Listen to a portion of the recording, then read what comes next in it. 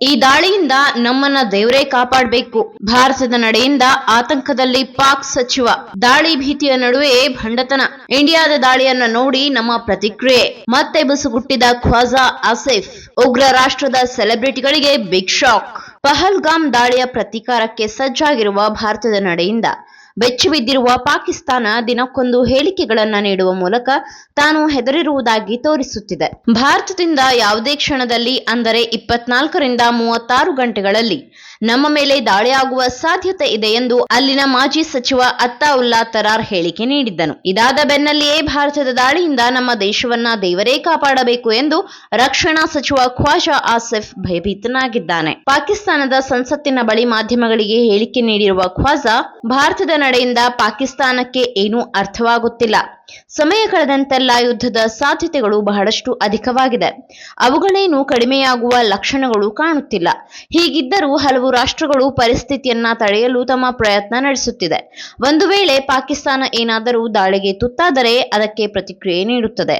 ಅಲ್ಲದೆ ಭಾರತದಿಂದ ಮೊದಲು ದಾಳಿಯಾದರೆ ನಾವು ಪ್ರತಿಕ್ರಿಯಿಸುತ್ತೇವೆ. ಭಾರತ ಹೇಗೆ ಮತ್ತು ಯಾವ ಸ್ವರೂಪದಲ್ಲಿ ದಾಳಿ ಮಾಡುತ್ತದೆಯೋ ಅದರ ಆಧಾರದ ಮೇಲೆ ನಮ್ಮ ಪ್ರತಿ ದಾಳಿ ನಡೆಯುತ್ತದೆ ಎಂದು ಖ್ವಾಜಾ ಬಾಯಿ ಬಡಿದುಕೊಂಡಿದ್ದಾನೆ. ಯುದ್ಧದ ಪರಿಸ್ಥಿತಿಯನ್ನ ತಡೆಯಲು ದೇವರೇ ಕಾಪಾಡಬೇಕು. ಭಾರತವು ಇದರ ಅರ್ಥವನ್ನ ಅರಿತುಕೊಳ್ಳುತ್ತದೆ ಎಂದು ಭಾವಿಸುತ್ತೇನೆ. ಭಾರತ ಕ್ರಮಕ್ಕಿಂತ ಪಾಕಿಸ್ತಾನದ ಕ್ರಮದ ಬಗ್ಗೆ ನಾನು ಊಹೆಯನ್ನು ಮಾಡಲಾರೆ ಎಂದು ಬುಸುಗುಟ್ಟಿದ್ದಾನೆ. Social media accounts ban.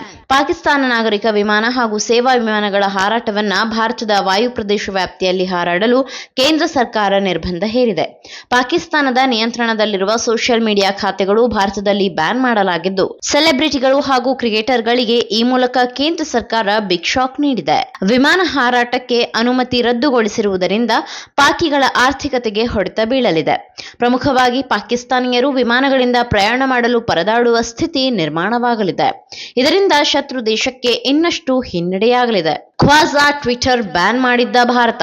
ಇನ್ನು ಇತ್ತೀಚೆಗೆ ಖ್ವಾಜಾ ಆಸಿಫ್ ಮಾಧ್ಯಮ ಸಂದರ್ಶನದ ವೇಳೆ ಪಾಕಿಸ್ತಾನವು ಜಾಗತಿಕ ಭಯೋತ್ಪಾದನೆಗೆ ಬೆಂಬಲ ನೀಡುತ್ತದೆ ಎಂದು ಬಹಿರಂಗ ಹೇಳಿಕೆ ನೀಡಿದ್ದನು. ಬಳಿಕ ಭಾರತದಲ್ಲಿ ಖ್ವಾಜಾ ಎಕ್ಸ್ ಖಾತೆಗೆ ಕೇಂದ್ರ ಸರ್ಕಾರದಿಂದ ನಿರ್ಬಂಧ ಹೇರಲಾಗಿದೆ. ಪಹಲ್ಗಾಮ್ನ ಉಗ್ರರ ದಾಳಿಯ ಬಳಿಕ ಭಾರತದ ವಿರುದ್ಧ ಪ್ರಚೋದನಕಾರಿ ಹಾಗೂ ನಕಲಿ ಸುದ್ದಿಯನ್ನ ಪ್ರಸಾರ ಮಾಡುತ್ತಿದ್ದ ಪಾಕಿಸ್ತಾನದ ನ್ಯೂಸ್ ಚಾನೆಲ್ ಸೇರಿ 16 ಯೂಟ್ಯೂಬ್ ಚಾನೆಲ್, 29 ಎಕ್ಸ್ ಖಾತೆಗಳನ್ನ ಕೇಂದ್ರ ಸರ್ಕಾರ ಭಾರತದಲ್ಲಿ ಕಳೆದ ವಾರವಷ್ಟೇ ಬ್ಯಾನ್ ಮಾಡಿತ್ತು.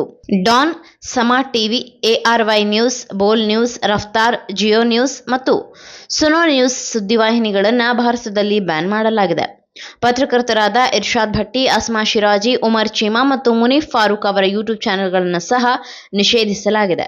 ದಿ ಪಾಕಿಸ್ತಾನ್ ರೆಫರೆನ್ಸಸ್, ಸಮಾ ಸ್ಪೋರ್ಟ್ಸ್, ಉಜೈರ್ ಕ್ರಿಕೆಟ್ ಮತ್ತು ರಾಜೀನಾಮಾ ಸೇರಿದಂತೆ ಇತರ ಖಾತೆಗಳನ್ನು ಕೇಂದ್ರ ಗೃಹ ಸಚಿವಾಲಯ ಶಿಫಾರಸಿನ ಮೇಲೆ ನಿರ್ಬಂಧಿಸಿತ್ತು. ಕಾಶ್ಮೀರದ ಪಹಲ್ಗಾಮ್ನಲ್ಲಿ ಪ್ರವಾಸಿಗರ ಮೇಲೆ ಉಗ್ರರು ದಾಳಿ ನಡೆಸಿದ ನಂತರ ಭಾರತ ಹಾಗೂ ಪಾಕ್ ನಡುವಿನ ಸಂಬಂಧ ಮತ್ತಷ್ಟು ಹದಗೆಟ್ಟಿದೆ. ಈ ದಾಳಿಯಲ್ಲಿ ಪಾಕಿಸ್ತಾನವು ಪ್ರಮುಖ ಪಾತ್ರ ವಹಿಸಿದೆ ಎಂದು ಶಂಕಿಸಿ ಭಾರತದ ಪಾಕ್ ವಿರುದ್ಧ ತೀವ್ರ ಕ್ರಮ ಕೈಗೊಂಡಿದೆ. ನವದೆಹಲಿ ಸಿಂಧು ಜಲ ಒಪ್ಪಂದವನ್ನ ಅಮಾನತಿನಲ್ಲಿಟ್ಟು ಪಾಕಿಸ್ತಾನಿ ಪ್ರಜೆಗಳಿಗೆ ವೀಸಾ ಸೇವೆಗಳನ್ನ ಸ್ಥಗಿತಗೊಳಿಸಿದೆ. ಇದರ ಬೆನ್ನಲ್ಲೇ ಪಾಕ್ ಕೂಡ ಶಿಮ್ಲಾ ಗಡಿ ಒಪ್ಪಂದ ಸೇರಿ ಎಲ್ಲಾ ರೀತಿಯ ರಾಜತಾಂತ್ರಿಕ ಸಂಬಂಧಗಳನ್ನ ಕಡಿದುಕೊಂಡಿದೆ. 84ರಿಂದ 50 kg ಬಂದೆ. ಆಮೇಲೂ ಸಣ್ಣಗೆ ಫಿಟ್ ಆಗಿದ್ದೀನಿ. ಅದಕ್ಕೆ ನಾನು ಯೂಸ್ ಮಾಡ್ತಾ ಇರೋದು ಜೀನಿ ಸ್ಲಿಮ್. ಸಣ್ಣ ಆಗಕ್ಕೆ ಜೀನಿ ಸ್ಲಿಮ್ ಯೂಸ್ ಮಾಡದೆ ಹೆಲ್ದಿನೂ ಅದೇ. ನೀವು ಸಣ್ಣ ಆಗ್ಬೇಕಾ, ಹೆಲ್ದಿ ಆಗ್ಬೇಕಾ? ಹಾಗಿದ್ರೆ ಜೀನಿ ಸ್ಲಿಮ್ ಯೂಸ್ ಮಾಡಿ.